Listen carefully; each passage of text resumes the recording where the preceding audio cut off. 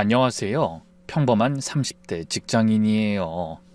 제가 오늘 이 사연을 쓰게 된 건 저처럼 억울한 일을 당하고도 어디 하소연할 곳 없는 분들께 꼭 말씀드리고 싶은 게 있어서예요. 세상에 절대 만만한 사람은 없다는 것, 또 약해 보인다고 함부로 대하면 반드시 돌아온다는 사실을요. 이 사연은 제가 시집가서 겪은 일이에요. 듣다 보면 화가 날 수도 있고 며느리로서 예의 없게 보이는 면도 있을 거예요. 그래도 숨김없이 다 털어놓으려고요. 약해 보이는 사람 건든 인간들의 최후가 어떤 모습인지도 끝까지 들어주시면 감사하겠습니다.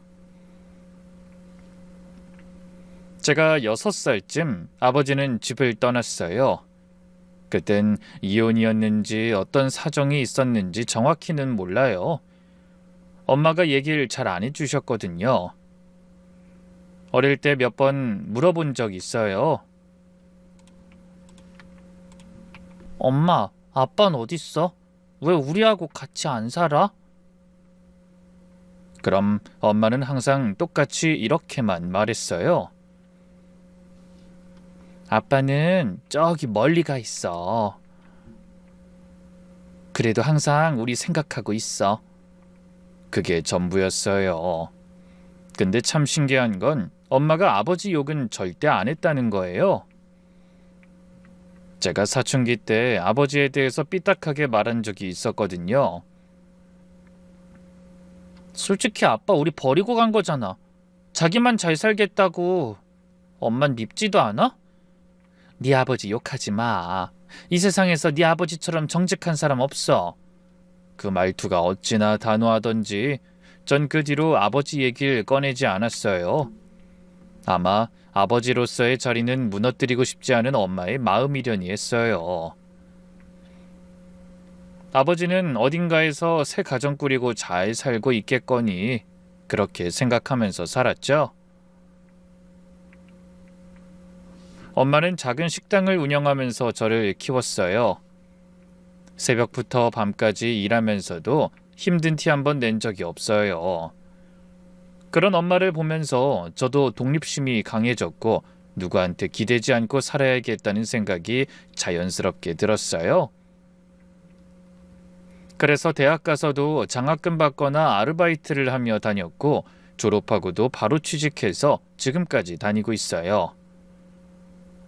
그러다 29에 지금의 남편을 만났죠. 회사 거래처 직원이었는데 첫인상이 참 좋았어요. 우리는 2년 연애하고 결혼을 약속했어요. 아버지도 없이 자란 저에게 남편의 존재는 옆에만 있어도 든든하고 참 좋았거든요. 그 순한 웃음 뒤에 뭐가 있는지도 모르고요. 결혼 얘기가 오가면서 시댁에 인사를 하러 갔어요. 처음 본 시어머니는 예상보다 더 날카로운 인상이었어요.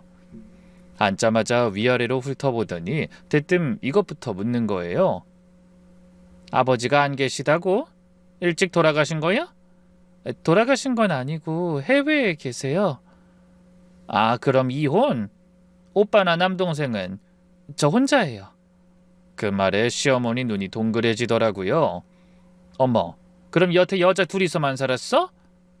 집안에 남자가 하나도 없네? 그 말투에 묘한 게 섞여 있었어요. 동정인지 무시인지 모를 그런 뉘앙스요. 저는 일부러 더 담담하게 대답했어요. 그런 말에 기죽는 모습 보이기 싫었거든요. 네, 그 엄마가 혼자 키우셨는데 부족한 거 없이 잘 컸어요. 다 저희 엄마 덕분이죠. 시어머니 표정이 살짝 굳더라고요. 주눅들지 않고 답한 게 예상 밖이었나 봐요. 그래도 시어머니에 비하면 시아버지 인상은 점잖은 편이었어요. 근데 무슨 말만 하면 자기 자랑 아니면 집안 자랑을 꼭 섞더라고요. 우리 집안이 경찰 가문이야. 나도 서장이지만 우리 형님도 경찰 간부까지 하셨고 넌 이런 집안에 시집 오는 게 복인 줄 알아. 자리가 끝나고 남편은 잘 끝난 것 같다며 좋아했는데 저는 속으로 만만치 않겠다 싶었어요. 나중에 들은 얘긴데 시어머니가 저 가고 나서 이랬대요. 제 눈빛이 시어머니한테 대들 스타일이야. 초장에 버릇을 잘 들여놔야겠어. 결혼 준비도 순탄치 않았어요. 시어머니가 모든 걸 간섭하셨거든요. 예식장도 드레스도 모든 걸 전부 본인 취향대로 하셔야 직성이 풀렸으니까요. 전 사실 결혼에 대해서는 큰 로망이나 욕심도 없어서 대부분 양보했어요. 근데 딱 하나 양보 못하는 게 있었죠. 하객이 너무 없어 보이는데. 집안에 남자가 없으니 뭐 우리 쪽에서 좀 채워줄까? 시어머니가 그러셨는데 저는 단호하게 말씀드렸어요. 아니에요. 좀 적으면 어떤가요? 진심으로 축하해 주시는 분들만 오시면 되죠. 그때 시어머니 얼굴이 확 굳더라고요. 결혼식 당일 하객 수 차이가 눈에 보였어요. 신랑 측은 200명 가까이 왔는데 저희 쪽은 80명 정도밖에 안 됐거든요. 저는 신경 안 쓰려고 했는데 시어머니가 일부러 그걸 큰 소리로 말씀하시는 거예요. 아휴, 신부 쪽에 여자 둘밖에 없으니 저렇다니까. 뭐 어쩌겠어, 이해해줘야지. 그 말이 제 귀에도 들렸어요. 엄마도 들었을 거예요. 식 끝나자마자 남편한테 말했죠. 당신 어머님한테 가서 말씀 좀 가려서 하라고 해. 우리 엄마 앞에서 특히. 엄마가 원래 말을 좀 세게 하잖아.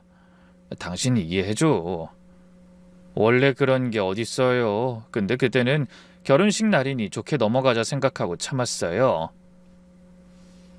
결혼하고 한 달쯤 됐을 때 신혼의 설렘이 남아있을 때였죠. 그런데 시어머니한테 전화가 와서 느닷없이 그러는 거예요. 은주야, 너희 집 비밀번호 불러라. 네? 비밀번호요? 그건 갑자기 왜... 왜긴 왜야? 우리 아들 집인데 나더러 손님처럼 왔다 갔다 하라는 소리야? 당연하다는 말투였어요. 마치 제가 이상한 질문을 한 것처럼요. 남편하고도 상의했는데 남편은 전혀 문제라고 생각 안 하더라고요. 갑자기 찾아올 일도 없을 거라고 하면서요. 괜히 처음부터 시어머니랑 이런 걸로 관계 나빠지기 싫어서 그냥 알려드렸어요. 그런데 그때부터 정말 아무런 예고 없이 오셨어요. 그리고 꼭 한마디씩 하더라고요. 예, 냉장고에 반찬이 그게 뭐니? 사다 먹는 것만 많고 남편 밥은 제대로 챙겨야지. 얼굴이 화끈거렸어요. 야근도 잦은데 매번 반찬까지 손수 만들 여력이 어디 있어요. 근데 시어머니 말투는 제가 게으른 며느리라는 뉘앙스였어요. 근데 진짜 문제는 그 다음이었어요. 어느 날 신우이한테 메시지가 왔어요. 언니, 엄마 프로필 봤어요? 빨리 확인해봐요. 뭔 소린가 싶어서 급히 시어머니 메신저 프로필을 확인해봤어요. 그런데 심장이 쿵 내려앉더라고요. 프로필 사진이 저희 집 싱크대 구석이었어요. 배수구 근처에 물때가 낀 부분을 확대해서 찍은 사진이요. 그리고 상태 메시지에는 이렇게 적혀 있었죠. 요즘 며느리 교육하기 참 힘들다. 시어머니 연락처에 누가 있는지 아세요? 시아버지 쪽 친척들, 시어머니 동창부터 동네분들, 경찰서장 부인 모임 사람들, 수십 명이 그 프로필을 보는 거예요. 근데 그 사진을 프로필에 올려놓는 건 저를 공개적으로 망신 주는 거잖아요. 저는 곧장 남편한테 전화했어요. 당신 어머님 프로필 봤어? 뭐? 그건 왜? 우리 집 싱크대 사진을 올려놓으셨어. 상태 메시지에 며느리 교육 힘들다고 하면서. 근데 남편이 급하게 확인하더니 한다는 말이 고작 이거였어요. 이거 그냥 엄마가 좀 장난으로 올린 거 아닐까? 너무 예민하게 받아들이지 마. 장난이면 달라? 사람들 다 보는데 나도 일하면서 집안일 하느라 그런 거잖아. 알았어, 화내지 마. 내가 엄마한테 잘 말해볼게. 근데 남편이 시어머니한테 전화해서 그냥 사정하다시피 말했더라고요. 그런데 시어머니는 저한테 벌이라도 주겠다는 건지 일주일 동안 그 프로필을 유지했어요. 온 사람들에게 게으르고 더럽게 사는 며느리로 찍힌 거예요. 그때부터 시어머니랑 좋게 지내려고 해도 얼굴 보기도 싫고 전화 오면 심장이 두근거리고 마음이 멀어지기 시작했죠.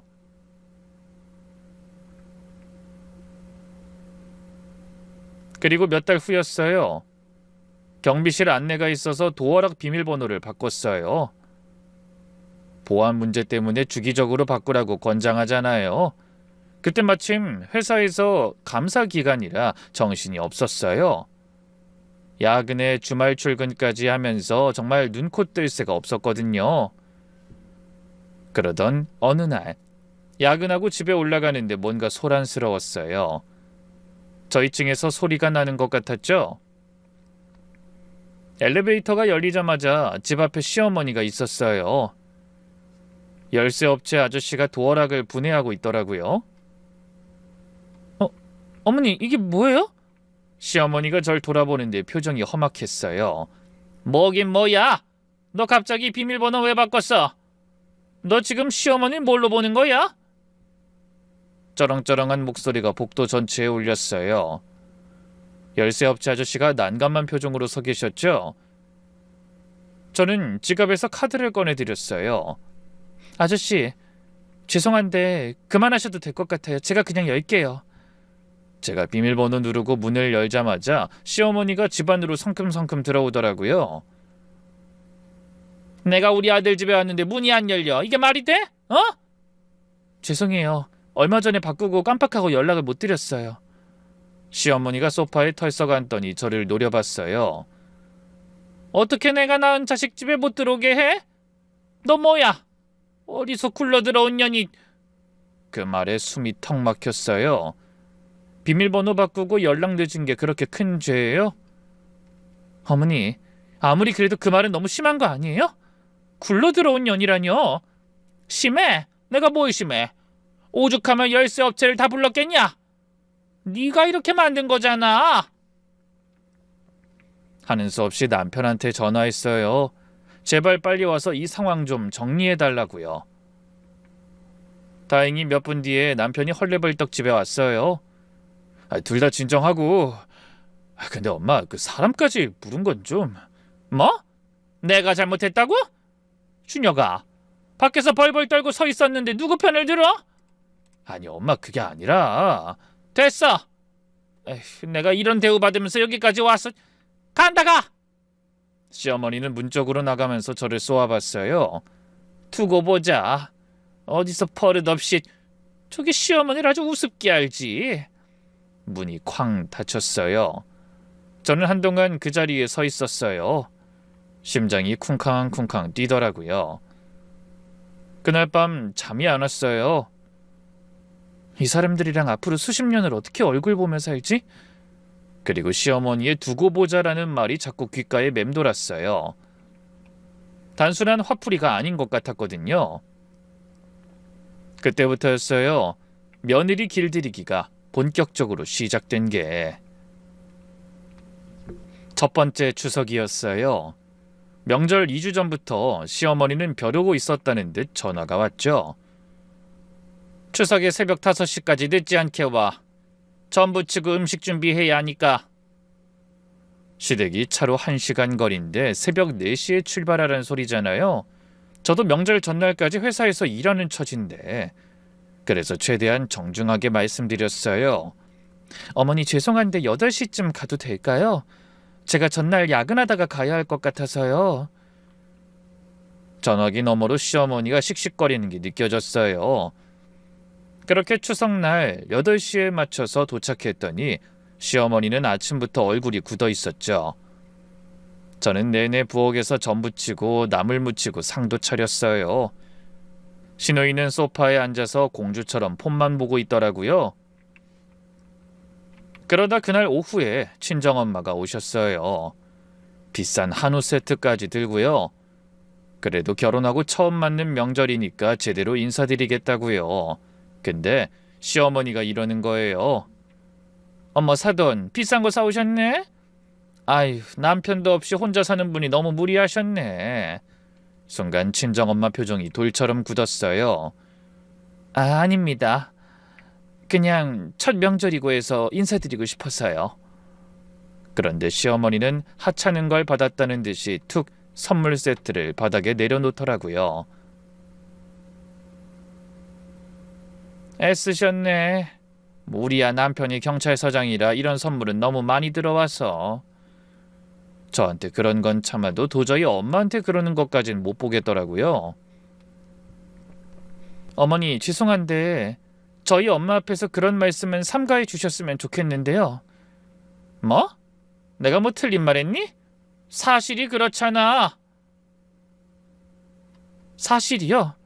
그럼 저도 사실 하나 말씀드릴까요? 저희 엄마는 혼자 힘으로 저 키우고 집도 장만하고 기댈 남편 없이도 혼자 다 해내셨어요. 그게 더 대단한 거 아닌가요? 시어머니 얼굴이 빨개지더라고요. 그날 이후로 시어머니가 저를 보는 눈빛이 완전히 달라졌어요.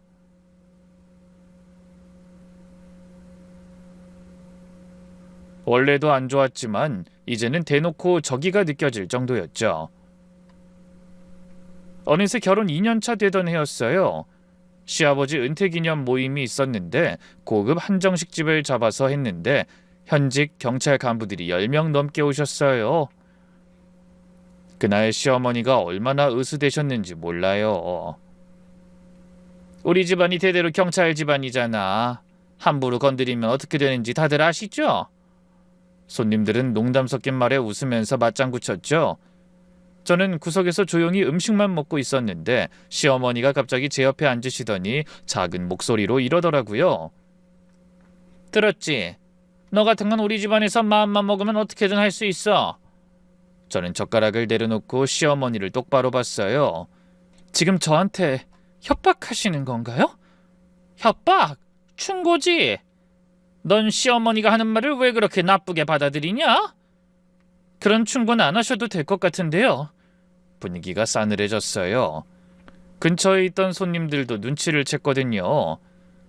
그때 시어머니 얼굴이 불그락푸르락 하더라고요. 손님들 앞에서까지 며느리한테 망신당했다고 느낀 거예요. 저녁 끝나고 나오는데 시어머니가 시아버지한테 하는 말을 들었어요. 여보, 저녁 혼 좀 내줘야겠어. 경찰 집안 며느리가 저렇게 버릇없으면 되겠어? 알았어, 내가 방법 좀 생각해 볼게. 제가 아직 우릴 몰라서 그래. 소름이 돋았어요. 우리를 몰라서 그런다는 게 무슨 뜻인진 몰랐지만 불길한 예감이 들었어요. 근데 설마 진짜로 뭘 하시겠어? 말만 그러는 거겠지 하면서 넘겼어요. 그게 얼마나 순진한 생각이었는지 곧 알게 됐지만요. 시아버지 은퇴 모임이 있고 몇 주 뒤였어요. 어느 날 오후에 시어머니가 갑자기 저희 집에 예고도 없이 왔더라고요. 그날 일 때문에 빈정상한 티를 팍팍 내면서요. 아이고, 우리 대단한 며느님 집에 계셨네요. 잠깐 들어가도 되겠습니까? 네, 들어오세요. 그런데 시어머니가 현관에서 신발을 슬리퍼로 갈아 신다가 발을 헛디뎠어요. 그대로 앞으로 넘어져서 현관 모서리에 팔이랑 얼굴을 부딪혔죠. 쿵소리가 날 정도로요. 어머니 괜찮으세요? 제가 급히 손을 내밀어 부축하려고 했어요. 근데 시어머니가 제 손을 뿌리치는 거예요. 손대지 마! 됐어. 하여튼 너만 보면 재수없는 일이 생겨. 나 간다! 얼굴이랑 팔에 멍이랑 찰과상이 생겼는데 말도 없이 그냥 가버리는 거예요. 저는 영문을 모르겠더라고요. 제가 그렇게 만든 것도 아닌데 모든 게 제 탓이었어요. 그런데 며칠 후 제 인생이 발칵 뒤집어졌어요. 그날도 어김없이 퇴근하고 와서 아파트 주차장에 차를 세우고 내리는데 경찰차 2대가 대기하고 있더라고요. 제복 입은 경찰관 2명이 제 쪽으로 가까워지는 걸 느꼈어요. 서은주 씨 맞으시죠? 네, 그런데요? 존속폭행 혐의로 체포영장이 발부돼 집행하겠습니다. 네? 존속폭행이요? 제가요? 아니 뭔가 오해가 있으신 것 같은데? 도주 우려가 있어 수갑 채우겠습니다. 황당함이 가시기도 전에 제 손엔 수갑이 채워졌어요. 정말 난생 처음 수갑을 잡았어요. 너무 차갑고 무겁고 또 무섭더라고요. 저는 너무 황당해서 경찰관에게 계속 물었어요. 제가 뭘 했다는 거예요? 자세한 건 경찰서에서 말씀드리겠습니다. 경찰차 뒷좌석에 태워졌어요. 창문 너머로 이웃들이 쳐다보는 게 보였어요. 눈물이 날 것 같았지만 꾹 참았어요. 여기서 울면 진짜 범죄자 같잖아요. 경찰서에 도착해서 조사를 받았어요. 그제야 알게 됐어요. 제가 여기 오게 된 이유를. 바로 시어머니가 저를 고소한 거였더라고요. 죄목은 존속폭행이었어요. 잠깐만요. 그러니까 형사님 말씀은 시어머니가 저를 고소했다는 거죠? 네, 존속폭행으로 고소장이 접수됐습니다. 기가 막혀서 웃음이 나왔어요. 이게 무슨 황당한 상황인가 싶어서요. 형사님, 저 안 밀었어요. 그날 시어머니가 현관에서 혼자 넘어진 거예요. 신발 벗고 슬리퍼로 갈아 신다가 발을 헛디디셨어요. 근데 그게 어떻게 폭행이에요? 네? 피해자 진술은 다릅니다. 피의자가 피해자를 밀쳐서 넘어졌다고 하셨는데요. 아니 그건 거짓말이에요. 저 진짜 손도 안 댔어요. 제 목소리가 커졌어요. 형사는 무표정하게 저를 쳐다봤어요. 흥분하지 마시고요. 목격자 진술도 있고 피해자 상처 사진도 증거로 제출됐습니다. 형사가 사진을 보여줬어요.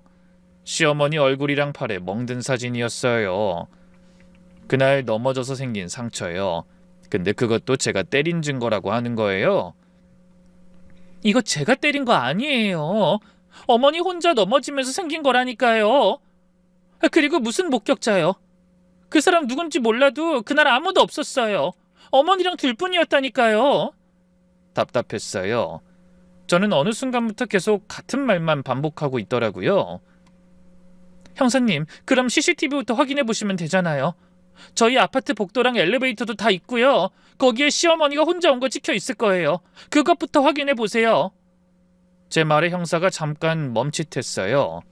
그런데 계속 서류만 뒤적거리면서 이러더라고요. CCTV 영상은 수사 과정에서 확인할 예정입니다. 예정이요? 지금 바로 확인하면 되는 거 아니에요? 지금 당장은 어렵습니다. 저희도 절차라는 게 있어요. 피의자 신분인 거 모르세요? 제가 너무 억울하다고요. CCTV 한번 보면 끝나는 일인데 그걸 왜 안 봐주세요? 그 말에 형사 표정이 살짝 불편해지더라고요. 다시 말씀드리지만요. 수사 중이라 아직 확보가 안 됐습니다. 곧 확인할 겁니다. CCTV만 확인하면 바로 끝날 일인데 왜 질질 끄는 건지 뭔가 이상했어요. 언제요? 언제 확인하는데요? 제가 괜히 범죄자 취급받고 있잖아요. 형사가 질린다는 듯 한숨을 깊게 쉬더라고요. 자, 현재로서는 피해자 진술과 상처 증거가 있고 구속영장이 발부된 상태라. 구속이요? 심장이 쿵쾅쿵쾅 뛰었어요. 구속이라니. CCTV도 안 보고 모든 걸 확정한 거잖아요. 존속폭행은 중범죄입니다. 직계 존속을 폭행하면 일반 폭행보다 형이 무거워요. 일단 현재 피해자 진술이 구체적이고 상처 증거도 있으니까 수사하면서 확인하겠습니다. 아니 그 상처가 제가 때려서 난 게 아니라니까요. 아까부터 제 말을 안 들어요? 눈앞이 아득해졌어요. 이게 꿈인가 싶었죠. 그런데 형사는 계속 말을 빙빙 돌리기만 하고 제 말을 전혀 안 듣더라고요. 그때 머릿속에 그 말이 스쳐 지나갔어요. 우리를 몰라서 그렇다는 말. 그게 이거구나. 시아버지를 알고 있으니 이 사람들은 처음부터 제대로 수사할 생각이 없는 거야.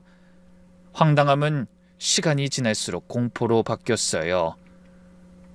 이 사람들이 저를 범죄자로 몰아가고 시부모님이 짜고 그것도 모자라서 경찰까지 한패가 됐다는 걸 알았거든요.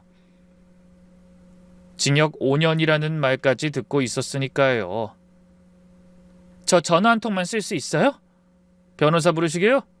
연락하실 데 있으시면 하세요. 일단 남편한테 전화했어요. 신호가 가는데 안 받더라고요. 겨우 5번째 연결됐어요. 근데 전화를 받은 건 남편이 아니었어요. 저를 궁지로 몰아넣은 시어머니였어요.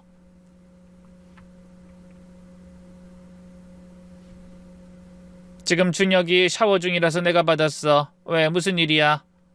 시어머니가 남편 전화도 뺏어간 것 같았죠. 그 목소리에 비웃음이 섞여 있었어요. 지금 경찰서에서 전화한 거지? 거긴 어때? 잘나신 며느님이 뭐가 무섭겠어? 어머니, 저 진짜 안 그랬잖아요. 저한테 왜 이러세요? 뭘 안 그래? 네가 나 밀어서 이렇게 됐잖아. 너 때문에 도망 나온 걸 생각하면 언제요? 혼자 넘어지신 거잖아요. CCTV 보면 다 나올 거짓말을 왜 하세요? 그때 전화기 너머로 시어머니가 크 하고 웃는 소리가 들렸어요. CCTV? 그건 누가 확인해 주는데? 거기 경찰들 다 누구 후배인지 모르니? 소름이 돋았어요. 아주 대놓고 말하는 거잖아요. 인맥으로 막을 수 있다는 걸요. 어머니 제발요. 이건 아니잖아요.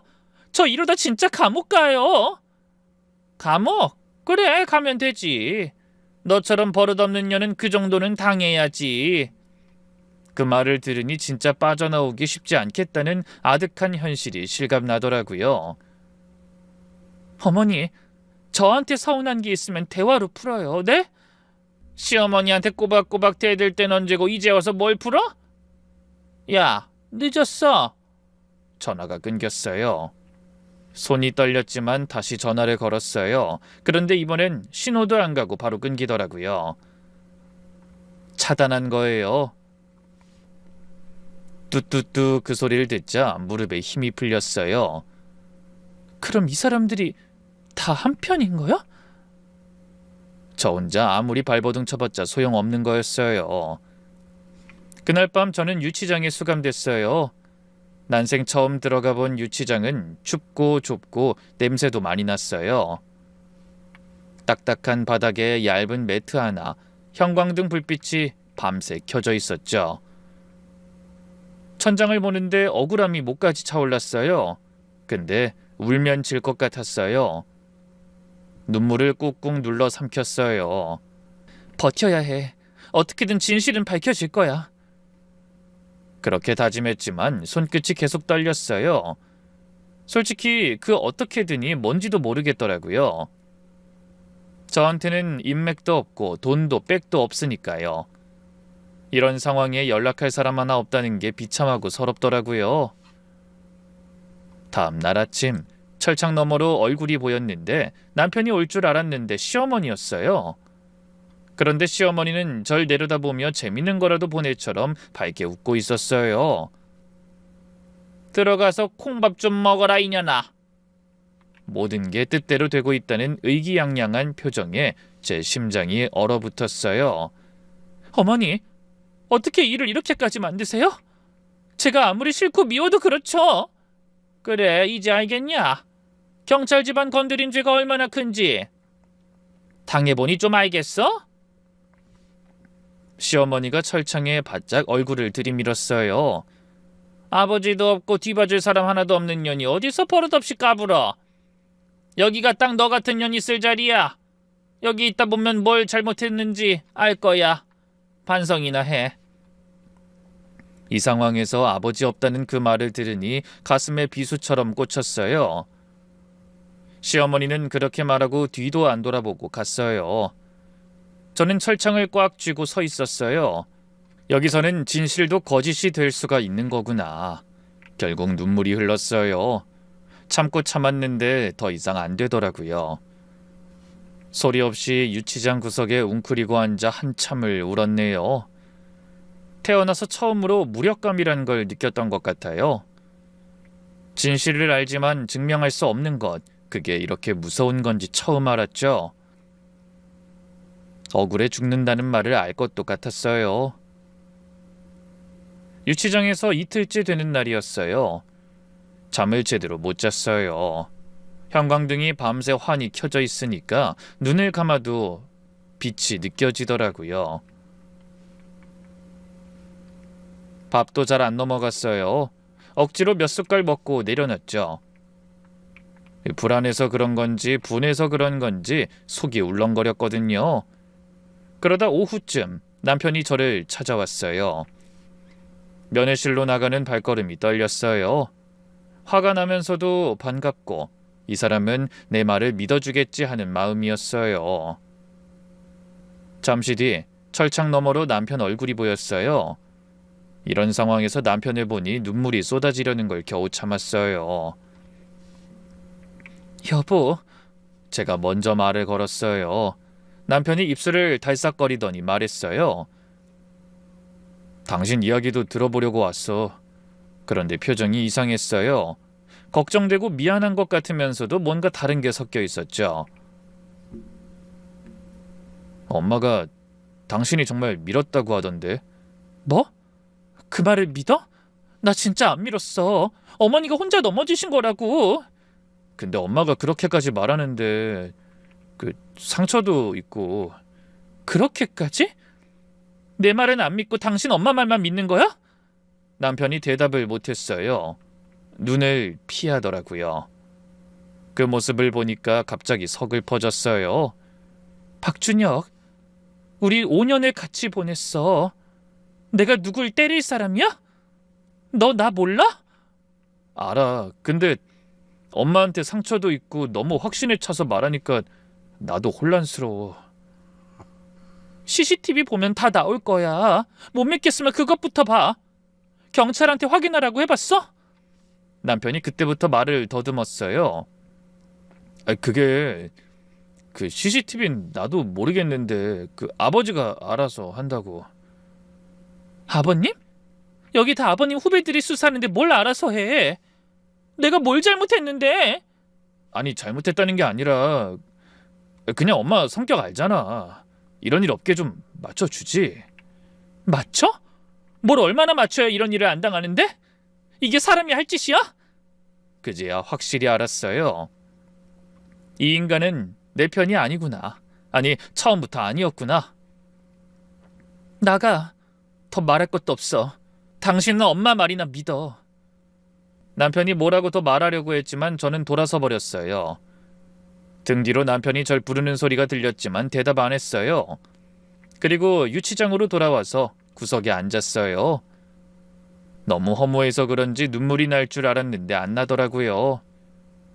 남편이란 사람이 내가 평생 함께 살겠다고 선택한 사람이 고작 저 정도였구나. 다행히 다음 날 친정엄마가 왔어요. 엄마 얼굴을 보자마자 눈물이 왈칵 쏟아졌어요. 은주야, 괜찮아? 엄마도 울고 있었어요. 밤새 얼마나 울었는지 눈이 퉁퉁 부어있더라고요. 나 안 그랬어, 엄마. 진짜야. 시어머니가 혼자 넘어져 놓고 나한테 뒤집어 씌운 거야. 알아, 엄마는 알지. 우리 은준 절대 그럴 애 아니야. 엄마가 철창 사이로 손을 내밀었어요. 제가 그 손을 잡았죠. 처음 느껴본 온기였어요.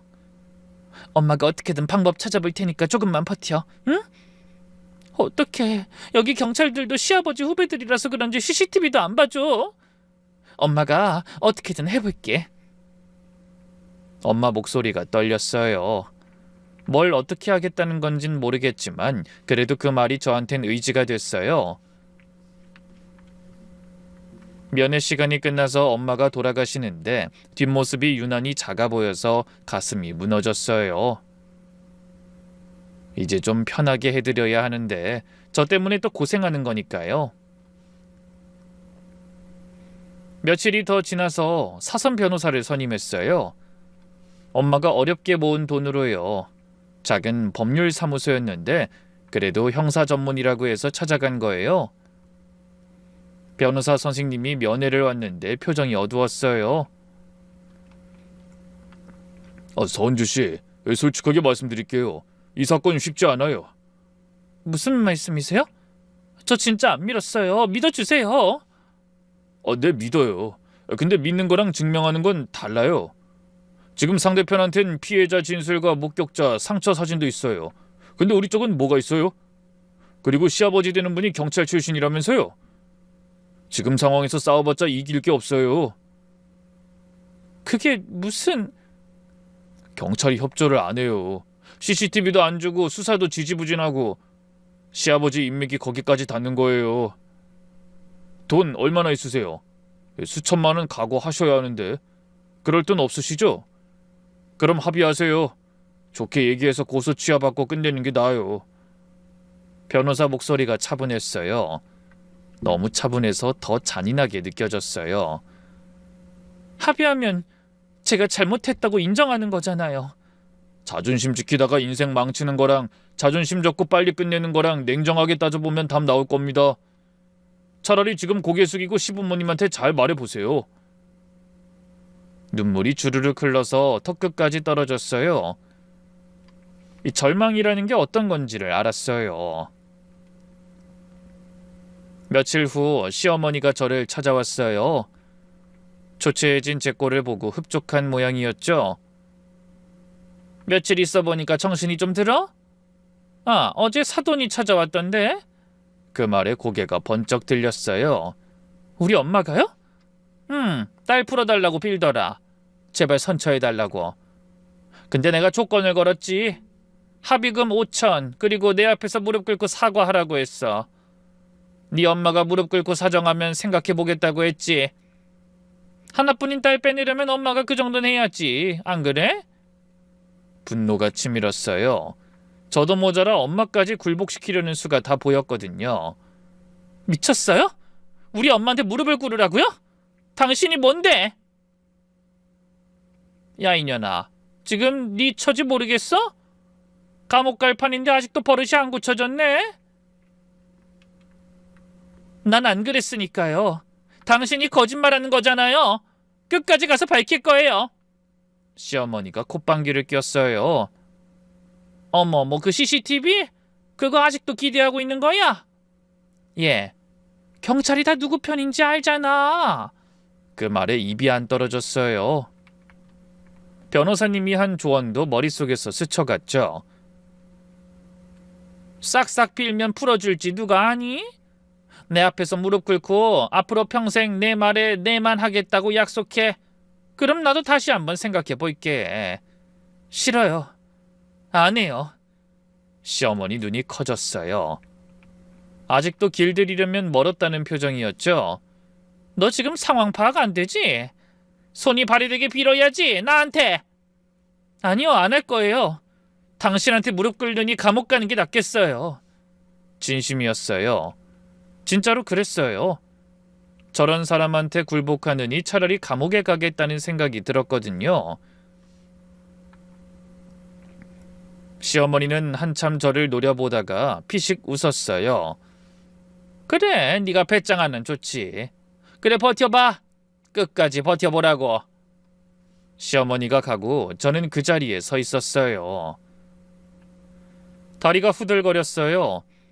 큰 소리 쳤지만 사실 무서웠어요. 진짜 감옥에 가면 엄마는, 그리고 내 인생은 어떡하지?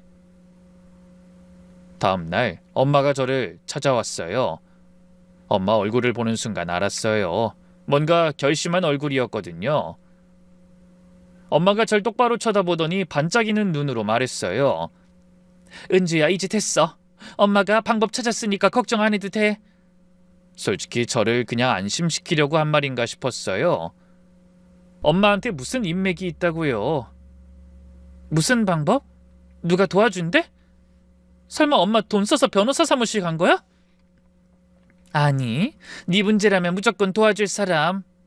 근데 지금은 말 못해. 나중에 설명해 줄게. 엄마 눈이 빨갛게 충혈돼 있었어요. 저는 망설이다가 이 이야기를 꺼냈어요. 엄마 다 들었어. 시어머니가 엄마한테 가서 무릎 꿇으라고 했다면서. 엄마 표정이 굳었어요. 그러더니 잠깐 말을 멈췄어요. 너한테까지 그런 말을 했어? 무릎 꿇지 마요. 절대로요. 나 때문에 엄마가 그런 거 할 필요 없어요. 나 괜찮아. 엄마가 그런 굴욕을 당할 바에야 차라리 제가 감옥 가는 게 낫다는 생각이었어요. 그럼 내가 누구 엄마인데 무릎 안 꿇어. 절대 안 꿇을 거야. 그날 돌아가는 엄마가 좀 달라 보였어요. 축 처진 어깨도 뭔가 단단해 보였어요. 그래도 엄마가 뭔가 방법이 있다고 했으니까 그거라도 믿어보자. 저한텐 그것밖엔 기대할 게 없으니까 지푸라기라도 잡는 심정으로 기다려보기로 했어요. 그리고 며칠이 지나서 이른 오전이었어요. 유치장 안이 갑자기 술렁거렸어요. 경찰들이 바쁘게 움직이는 소리가 들렸죠. 몇 분 지나서 경찰이 저를 불렀어요. 서은주 씨, 접견실로 나오세요. 변호인 접견입니다. 제가 선임한 변호사는 며칠 전에 왔다 갔는데 왜 또 왔지? 하면서 접견실로 갔어요. 그런데 복도를 지나는데 분위기가 이상했어요. 경찰들이 다들 긴장한 표정이었어요. 서장실 쪽에서 웅성거리는 소리도 들리고요. 접견실 문을 열자 양복 입은 남자들이 여러 명 있었는데 고급 정장에다가 서류 가방 들고 분위기가 예사롭지 않았어요. 저기 혹시 누구세요? 그때 한 명이 앞으로 나왔어요. 저희는 강호 파트너스 법률팀입니다. 오늘부터 서은주 씨 변호를 맡게 됐습니다. 처음 듣는 이름이었어요. 이 많은 변호사를 선임할 수가 없는데 얼떨떨했죠. 잠깐만요. 저는 모르는데요. 혹시 우리 엄마가 선임한 거예요? 저희 대표님께서 직접 지시하셨습니다. 곧 오실 겁니다. 그때 접견실 문이 또 열리고 60대 초반쯤 돼 보이는 남자 한 명이 들어왔어요. 절 보더니 한참 말없이 쳐다봤어요. 그 눈빛이 날카로우면서도 어딘가 슬퍼 보였어요. 은주야. 갑자기 그 남자가 저를 너무 다정하게 부르는데 순간 심장이 멈추는 것 같았어요. 30년 만이구나. 아빠가 너무 늦어서 미안하다. 머릿속이 하얘졌어요. 30년 동안 얼굴도 못 봤던 아빠가 갑자기 여기에 왔다니. 네? 뭐라고요? 미안하다. 아빠가 지켜줬어야 했는데. 네 옆에 있어야 했는데. 그 말을 하면서 눈시울이 붉어졌어요. 어느새 제 머릿속에는 과거의 실타래가 풀려 복잡하게 엉키기 시작했어요. 제가 상상하고 있던 아빠의 모습과도 전혀 달랐거든요. 잠깐만요. 해외에서 새로운 가정 꾸리고 사는 거 아니었어요? 아니야. 사정이 있었어. 우리가 떨어져 살아야 했던 이유가 있었던 거야. 대체 그게 무슨 사정인데요? 목소리가 떨렸어요. 서러움인지 분노인지 뭔지 모를 감정이 한꺼번에 밀려왔죠. 아버지는 혼란스러워하는 제 앞에 쪼그려 앉아 눈높이를 맞췄어요. 지금은 이것만 알아. 아빠가 왔으니까 이제 다 해결될 거라는 거. 그때 접견실 문이 벌컥 열렸어요. 시어머니는 변호사 군단을 선임했다는 말을 듣고 들른 모양이었죠. 그런데 저와 아버지를 보더니 얼굴이 하얘졌어요. 서강호? 당신이 왜 여기 있어? 아버지 이름을 부르는 시어머니 목소리가 전과 다르게 떨렸어요. 그와 반대로 아버진 여유 넘치는 미소로 시어머니를 맞이하더라고요. 오랜만이요, 사돈. 이렇게 다시 만날 줄 몰랐네요. 사돈? 설마 은주 아버지가 당신이야? 말도 안 돼. 시어머니 얼굴이 새하얗게 질려갔어요. 아버지가 시어머니를 똑바로 봤어요. 내가 직접 온 거 보면 모르겠어요. 당신이 내 딸한테 콩밥 먹였다면서요. 서강호가 은주 아버지라고? 아니야, 아니야. 시어머니는 혼잣말처럼 계속 그 말을 중얼거렸어요. 도저히 믿을 수 없단 표정으로요. 저도 믿을 수 없긴 마찬가지였어요. 그보다 아버지가 누군데 시어머니가 저렇게 겁에 질린 사람처럼 반응하는 거지? 두 분이 아는 사이예요? 그럼 아주 잘 알지. 질긴 인연이네. 당신 내 딸한테 손댄 거 후회하게 해줄게요. 그 말만 남기고 아버진 접견실을 나갔어요. 변호사들이 우르르 따라 나갔어요. 근데 시어머니 반응을 보니까 뭔가 큰일이었다는 건 알겠더라고요. 어제까지 그렇게 온 세상을 주무를 것 같이 굴던 사람이 바닥에 주저앉은 채로 부들부들 떨고 있었어요. 머릿속이 복잡했지만 한 가지는 확실했어요. 뭔가 판도가 바뀌고 있다는 걸요. 그 후로 모든 게 빠르게 돌아갔어요. 아버지가 나가고 얼마 안 돼서 경찰서 분위기가 완전히 달라졌거든요. 형사들이 분주하게 움직이고 어디선가 전화 오는 소리가 계속 들렸어요. CCTV 영상 확보하래. 위에서 지시 내려서 빨리 해. 경찰들이 허둥지둥하는 이야기들이 유치장 안까지 들렸어요. 저녁쯤 됐을 때 형사가 절 찾아왔어요. 처음 여기 왔을 때부터 같은 말만 반복하게 만들던 그 형사요. 서은주 씨, 나오세요. 조사실로 가시죠. 조사실에 도착하자 형사 표정이 전과 다르게 잔뜩 굳어 있었어요. 그 CCTV 영상이랑 도어벨 녹화 영상까지 확보했습니다. 집 현관에 설치된 스마트 도어벨 안에 녹화 기능이 있더라고요. 아파트 복도 엘리베이터 CCTV도 전부 확보했습니다. 그제야 기억났어요. 결혼하고 남편이 설치한 거예요. 택배 도난 방지한다고 초인종을 누르면 자동으로 녹화되는 거예요. 저도 그게 작동되고 있다는 걸 새카맣게 잊고 있었죠. 일단 아파트 CCTV부터 말씀드리면요. 피해자 김말순 씨가 혼자 들어가셨어요. 엘리베이터에도 혼자, 복도에서도 혼자. 같이 온 사람 없습니다. 그럼 목격자가 있다는 건 거짓 진술로 확인됐습니다. 함께 있었다는 사람 그 시간에 아파트 근처에도 없었어요. 가슴이 벅차올랐어요. 드디어 시어머니의 만행이 밝혀지는구나. 속이 뚫리는 것 같았죠. 나올 때 영상도 봤는데 엘리베이터 내려서 멀쩡하게 걸어가시더라고요.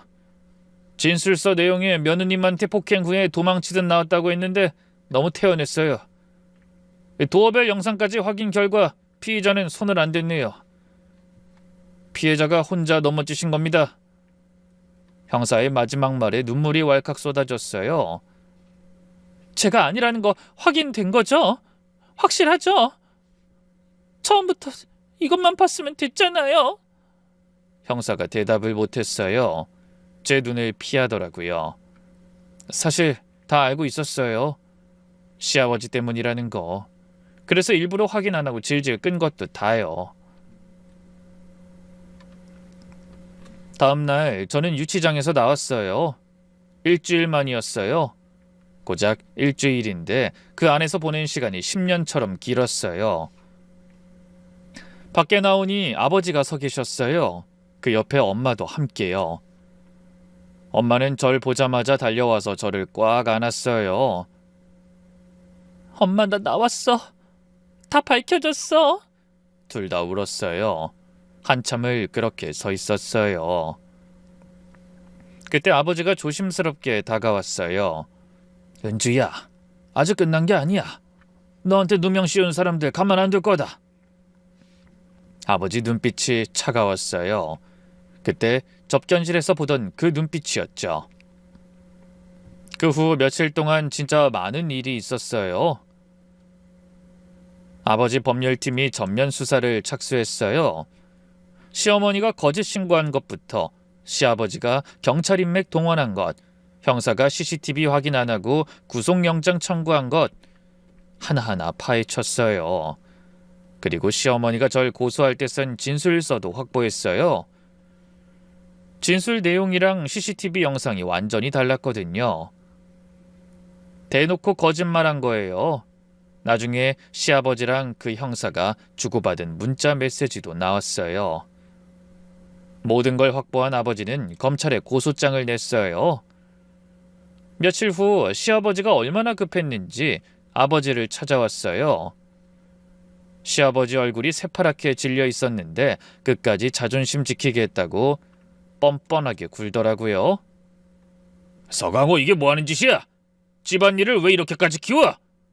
집안일? 우리 딸한테 누명 씌워서 유치장 가둔 게 어떻게 집안일이야? 그건 내 집사람이 좀 과격하게 한 거야. 서로 좋게 화해하면 될 일인데. 화해요? 이 짓이 화해하자고 한 겁니까? 그래, 미안하게 됐어. 그러니까 고소 취하하고 합의하자고. 아버지는 시아버지를 한심하다는 듯 쳐다봤어요. 박정수 씨 여전하네. 30년 전에 당신 형이 뇌물 받아서 감옥 간 거 기억하지? 그때 내가 법정에서 증언했지. 그 증인이 나야. 기억나? 그런데 30년 후에 내 딸한테 똑같이 누명을 씌웠어. 당신들 그때 한 짓을 또 한 거야. 참 안 변하네. 주제를 모르고 버릇없이 구니까 매 좀 든 거지. 얘도 뭐 잘한 게 있는 줄 알아? 시아버지는 저한테 누명 씌운 게 회초리로 몇 대 때린 것처럼 매라고 표현하더라고요. 그 말에 아버지가 코웃음을 치며 대답했어요. 아, 그래? 그런 당신은 얼마나 주제 파악 잘하고 사는지 한번 제대로 봐야겠네.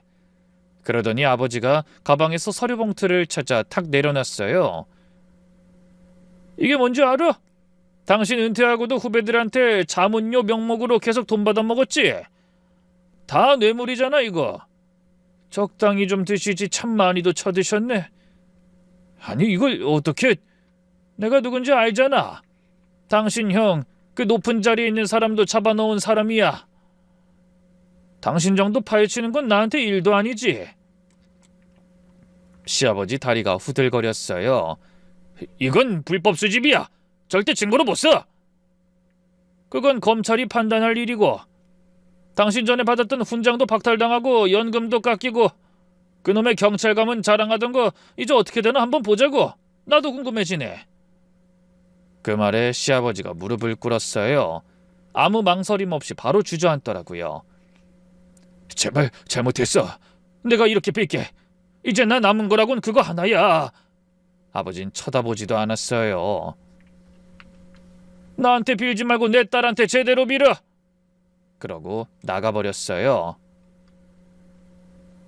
저는 시아버지를 내려다봤어요. 평소에 그렇게 으스대던 사람이 무릎 꿇고 벌벌 떨고 있는 걸 보니 기분이 묘하더라고요. 아마 시어머니가 가서 일을 키우자고 했을 때 그 누구보다 적극적으로 협조했을 사람이라는 걸 전 알고 있었거든요. 우리 며느리 착한 은주야. 내가 정말 잘못했다. 우리 여편네 잘못까지 내가 빌게. 아니요, 그러실 필요 없어요. 그리고 저 이제 당신 며느리 아니에요. 그깟 몇 마디에 마음이 풀릴 리가 있겠어요? 그래서 저도 차갑게 돌아섰어요. 결국 아버지 예상대로 그 사람들은 다 잡혀갔어요. 시어머니는 무고죄랑 위증교사죄로 구속됐어요. 제가 있었던 그 유치장에 들어간 거예요. 시아버지는 무고죄 공동정범에다 뇌물수수까지 걸렸어요. 수사가 진행되면서 과거 비리까지 줄줄이 나왔어요.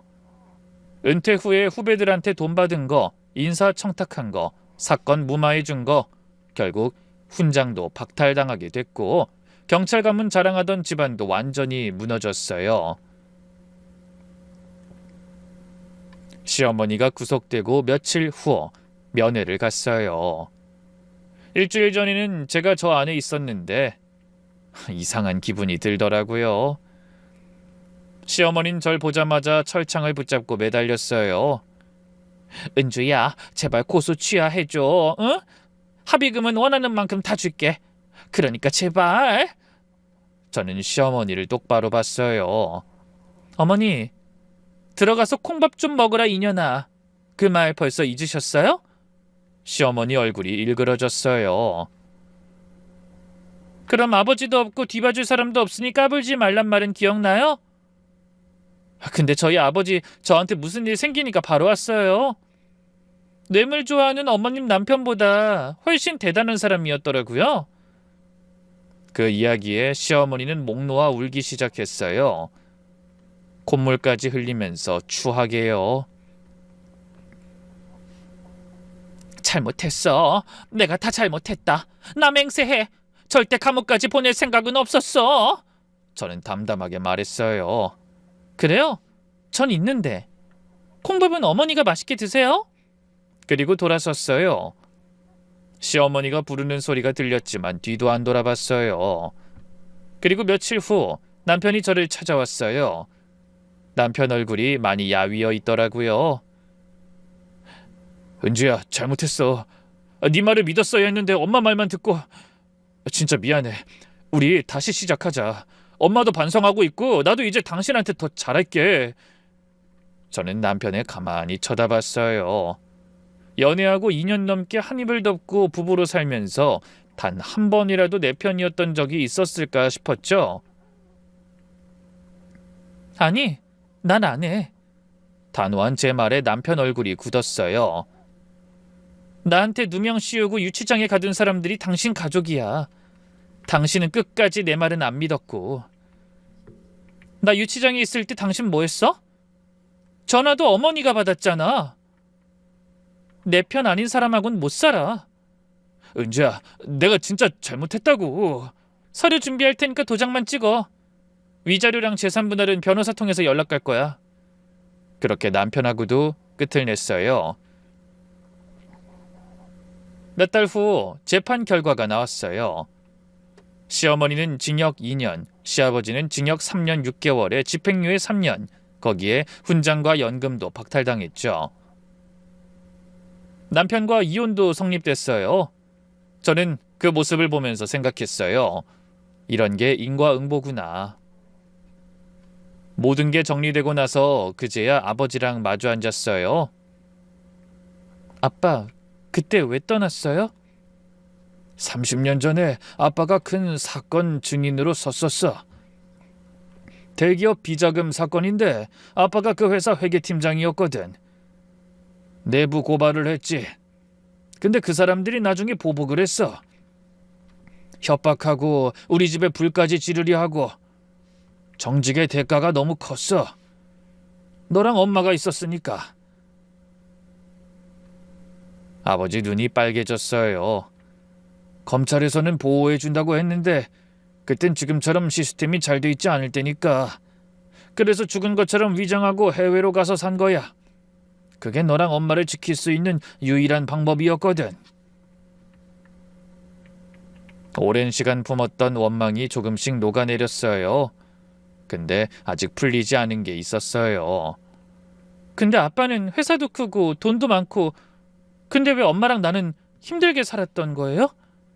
그 말에 아버지 표정에서 평생 짊어진 죄책감 같은 게 보였어요. 미국에서 생활비 보내려고 했어. 근데 내 이름으로 보내면 추적당할까봐 다른 사람 이름으로 보냈지. 근데 그것도 그 기업에서 알고 쫓던 거야. 그때 네 엄마가 그러더라. 너한테 위험한 일 생기느니 죽어라 일하는 게 낫다고. 제발 아무것도 보내지 말라고. 가슴이 먹먹해졌어요.